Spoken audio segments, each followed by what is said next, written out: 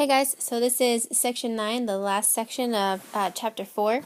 It's on quadratic systems, so we're going to be taking a lot of information that we've done so far this year. So we're going to take stuff from chapter 2, stuff from chapter 3 with solving and doing inequalities, and stuff from chapter 4 about quadratics, and we're going to kind of mash them all together into this one lesson and do like a big review and stuff. Alright, so for our objectives, we're going to be answering the question, how are systems of quadratic systems then, okay, that's not a real sentence. How are systems of quadratic inequalities or equations different than other systems of equations? So we're going to solve and graph linear and quadratic equations, so that means a line and a parabola, and also solve and graph systems of quadratic inequalities. That's just using inequalities and quadratics. Okay, so the number of solutions we can have with these systems. Remember, solutions, when we graph them just on the xy axis, were how many times it crossed the x-axis. Well, if we have a system, just like when we did in chapter, 3, where our solutions were where they crossed each other, this is going to be the same. So between a line and a quadratic, linear quadratic, you'll have two solutions if the line goes through the parabola at 2 points. Those points where they cross are your solutions. If it touches at just 1 point on the parabola, you have one solution, or if they never cross, you have no solutions. So the first thing we're going to do is we're going to be solving a linear quadratic system by graphing. So here are two equations. We want to know which numbers are y values of the solution of system of equations. So I'm going to go ahead and pull up my graphing calculator here. Hope you can see it. So in y1, I put my first equation, negative x squared plus 5x plus 6. And my second equation, I put x plus 6. I'm going to go ahead and graph those. And graph. Okay, so here you can see the graph. Now if we want to know where they intersect, it asks for the y values. So I'm going to go to second, calc. I'm going to go down to intersect because we want to know where these two intersect each other. And then you just look for that blinky box thing.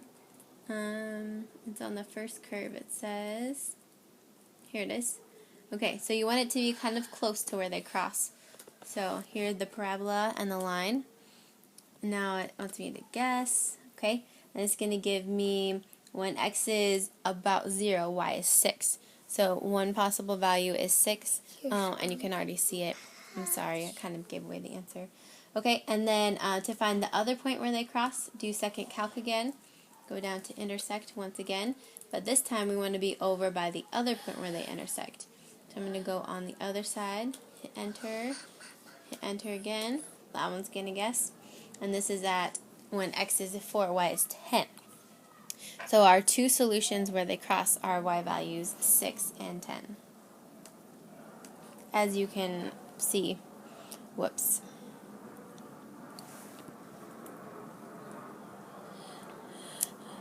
Alright, so why don't you go ahead and try this one and see what you get. Pause the video, do it yourself. You know, this is your education. I mean, I already got mine, so get it. When I graphed it, I found that they cross at negative 2, 1 and negative 3, 0. So your y values would be 1 and 0.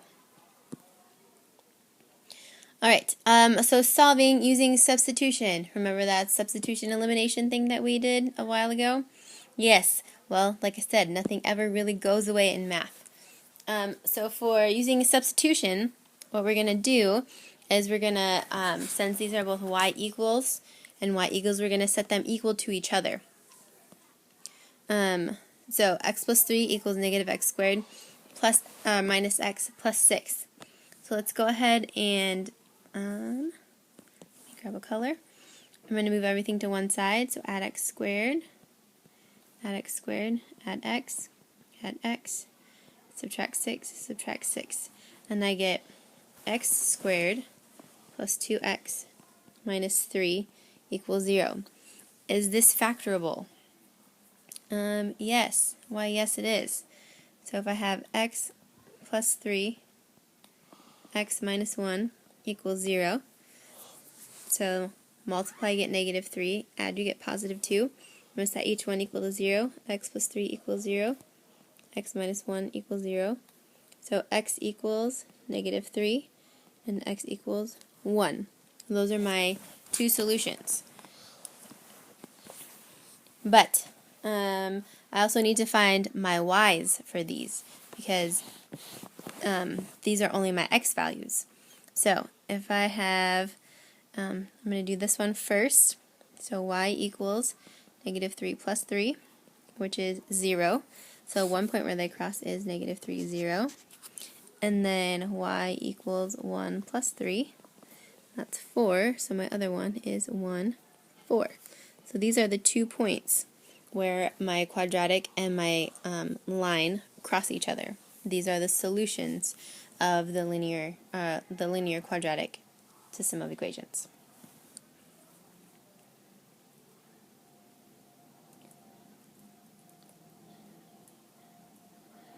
Alright, and then solving a quadratic system of equations. These are fun because, you know, lots of crazy things happen. So what we're going to do, for method 1, we're going to use substitution. So since they're both y equals, we're going to go ahead and set them equal to each other. Here we go. So negative x squared minus x plus 12 equals x squared plus 7x plus 12.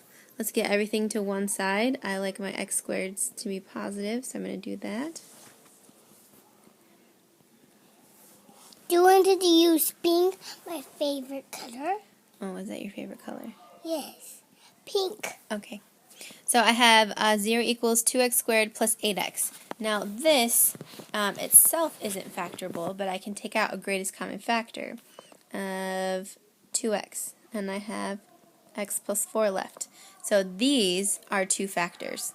So 2x equals 0. That means x equals 0. And x plus 4 equals 0. So that means x equals negative 4. Now in order to find my y value, I have to plug them back in. So these ones are a little more challenging, but I know you can do it. So y equals 0 squared plus 0 plus 12. So y equals 12. So one point is 0, 12. And then the other one is y equals negative 4 squared plus 7 times negative 4 plus 12. So I have 16 minus 28 plus 12. So for that one I get 0, which is actually kind of nice. So my other point is negative 4, 0. So those are the two solutions. So that's one way you can do it, is you can use substitution and simplify and solve and plug back in. The other thing that you could do is to, oops, I don't know why I exited. The other thing that you could do is to graph the equations. So go ahead and put them into your graphing calculator, as the first one is y1, the second one is y2, and then use your intersect feature to find out the intersection of the 2 points, and you should get the same answer. Either way, both get you the same answer, so happy days.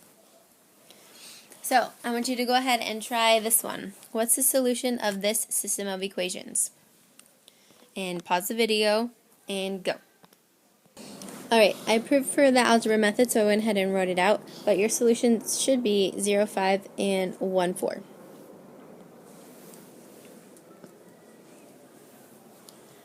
And using systems of inequalities, we're going to go ahead and graph these, so I hope you remember all the great things we've learned about parabolas this year. So let's go ahead and get up a grid. Okay.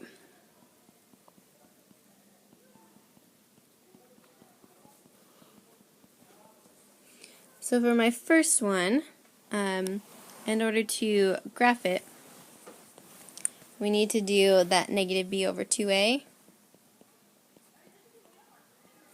So we get x equals 9 over 2, which is 4.5. and then we plug it back in. Let's see, 4.5 squared, we get negative minus 9 times 4.5 minus 2. And for that one, I get, alright, so my vertex is negative 4.5, 18.5, so about right there. That's also my axis of symmetry. My y-intercept is negative 2. I'm going to reflect that across on the other side, right about there. And then my parabola is dashed because it's less than. So less than this one. And then my second one, I go ahead and I start at negative 2. And it's x squared, so let's see, 1 squared is 1, minus 2 is negative 1, so this one's much wider, also dashed. So it's less than the first one, greater than the second one, so I'm going to go ahead and take some purple and throw it in between right here. So this is the solution of our quadratic equations.